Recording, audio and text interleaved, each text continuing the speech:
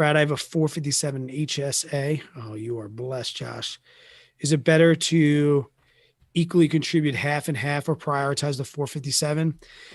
To be honest, bud, that's like, it depends on your age and if you think you're going to work till 63 or not. I can only speak from my own personal perspective. The HSA is not a lot of money compared to the 457B, right? As far as their maximums and things like that. So I personally would try and get to both. But if I could only do one, then yes, I'm going to dip into a little bit of both.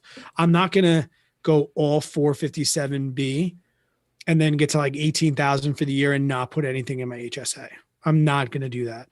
I'm going to make sure that I have things in my HSA, and I'm going to make sure that my HSA is squeaky clean and I'm keeping really good records, because I'm not going to take any of the money out for any of my medical until later on, because I want that to grow.